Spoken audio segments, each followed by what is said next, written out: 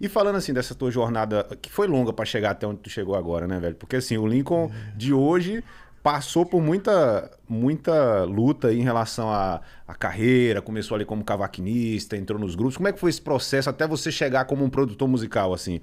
Foi um processo longo, né, mas acho que bem gratificante pra você também, né? Foi longo, Leandro, foi longo. A minha história começou em 1983, 84, na Portela, com meu pai. Meu pai sempre me levando para tocar percussão, instrumento de bateria de escola de samba.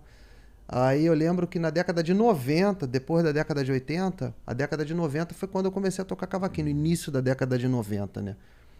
Foi teu primeiro instrumento? Foi meu primeiro instrumento de cordas, porque antes eu tocava alguns instrumentos de percussão. Tocava limitadamente. E a minha história começou assim com uma referência musical muito boa, né? Porque nessa década de 80 aí, a minha referência musical era Clara Nunes, João Nogueira, Roberto Ribeiro, no qual eu sou muito grato a ter tido, a poder ter tido o prazer de ter essa referência, né, cara? Aí logo depois o Fundo de Quintal, logo depois não, que era junto com o Fundo de Quintal, o Arlindo, o Jorge Aragão. A minha referência não é o Pagode 90. Assim, o Pagode 90 é maravilhoso, foi praticamente o ápice do negócio, né, ali, né, foi uma coisa maravilhosa, mas a minha referência toda veio de trás. Veio de antes, né? Veio bem de antes. Então, quando eu cheguei no Pagode 90, eu fui me acertando ali com aquelas coisas na época do Tenta Samba e tal, mas eu já tinha passado por muita coisa antes, na época do meu pai, de gravar disco com AGP, de gravar coisas com o Mig Neto. Sim.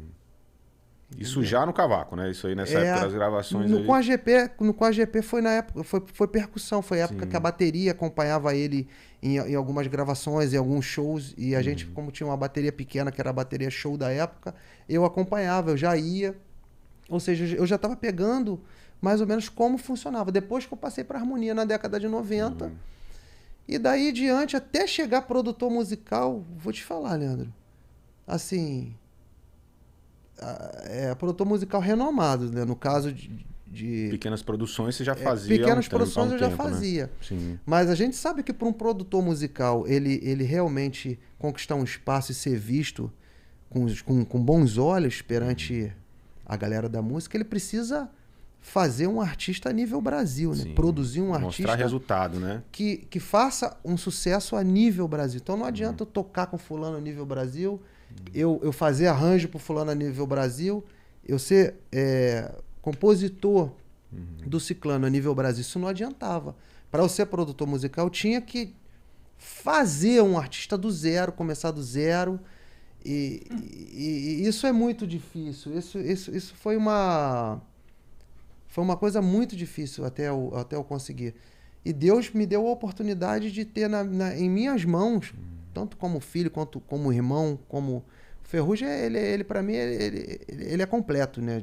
Ele é meu pai, ele é meu filho, ele é meu irmão, ele é meu amigo, ele é meu parceiro. A gente conversa de uma forma que a gente se entende no olhar. Às vezes a gente nem precisa conversar, a gente só precisa estar perto um olhando pro outro que a gente já sabe o que é. É uma coisa surreal. E Deus vai me dar um presente desse. Inclusive, eu ia entrar nesse assunto um pouco mais à frente, mas aproveitando que você já citou, porque essa relação sua com o Ferrugem é uma relação, assim, bem particular, né? Muito. Porque, assim, vocês se conheceram e ele foi essa figura que fez você se tornar um produtor renomado, que foi essa questão da criação de um artista a nível Brasil, né? Isso aí. Graças a ele que eu consegui isso transcendeu a parte profissional, né? Porque se tornou realmente uma relação de amizade, né? Uma relação bem intensa, né? Mas vamos falar um pouco do Ferrugem em si, assim, tecnicamente, assim, cara, porque... sem ser passional, no sentido técnico mesmo.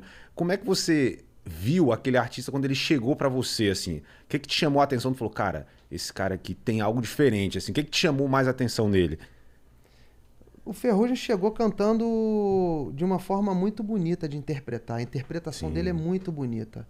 A afinação, assim, eu posso falar que é praticamente perfeita a afinação.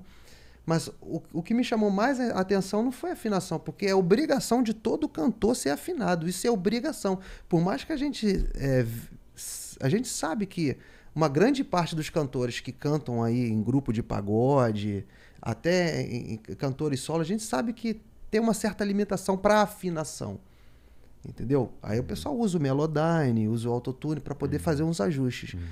Assim, mas o caso do Ferrugem, ele veio afinado e ele veio com uma interpretação muito, muito diferenciada, muito bem colocada as frases, muito bem colocado. Como é que eu vou te explicar, cara? É uma coisa inexplicável, porque eu nunca tinha tido essa experiência antes. Então te chamou a atenção logo de cara. Me chamou muita assim, atenção, né? De cara. Só que foi após as referências que a gente foi... Eu sempre tive uma referência muito de coisa internacional. Sim. Claro, minha referência musical foi essa galera do samba que eu falei, mas eu sempre ouvi muita música internacional. E o Ferrugem ouviu alguns cantores desses que eu acabei mostrando para ele naquela época, quando ele tinha 15, 16 anos de idade. Aí eu mostrei, ouve esse cara aqui, ouve esse aqui. O Fred Hammond, então, é o principal, assim, acho que foi um dos que ele mais ouviu, né? E isso criou nele um jeito de cantar diferenciado, muito diferenciado. Claro, mas ele tem as referências dele, ele venera vários cantores nacionais também que ele curte e que ele teve que copiar algumas coisas para poder chegar onde ele chegou.